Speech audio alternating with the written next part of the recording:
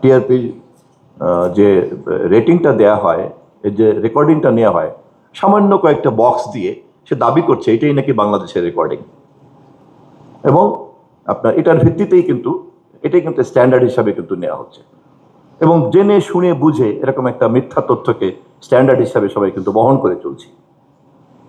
ঠিক তেমনি পত্রিকার ছাপার ক্ষেত্রেও তাই। ছাপার সংখ্যা কত, এক্ষেত্রে কিন্তু একটা দীর্ঘদিন যাবৎ একটা গ্রহণযোগ্য লুকোচুরিতার মধ্যে সবাই আমরা বাস করছি, এবং এই প্যারামিটারগুলি দেখলেই তো বোঝা যায় যে রাষ্ট্র কোথায় আছে, সমাজ কোথায় আছে, এবং এমনকি গণমাধ্যম জগৎ কোথায় আছে। এই জন্যই আমার মনে হয় যে এইসব জায়গাতে কিন্তু একটু মনোযোগ দিলেই কিন্তু সমাধান করা সম্ভব।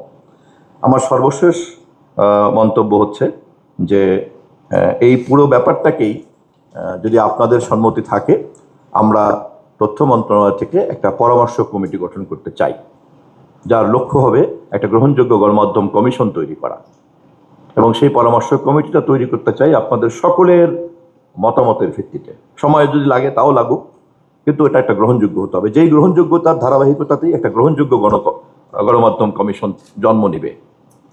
দেন সেই গণমাধ্যম কমিশন যখন গ্রহণযোগ্যভাবে জন্ম নিবে, তখন তার কিন্তু একটা কর্তৃত্ব তৈরি হবে, এবং অবশ্যই তার কর্মক্ষেত্রের মধ্যে রেগুলার ইনভেস্টিগেশনের পাশাপাশি আমরা এই ডিজিটাল এই জগৎকেও কিন্তু কিভাবে আনা যায় এবং সেক্ষেত্রে সর্বোচ্চ কি কি পদক্ষেপ নেওয়া যায় তাও কিন্তু নেওয়া সম্ভব।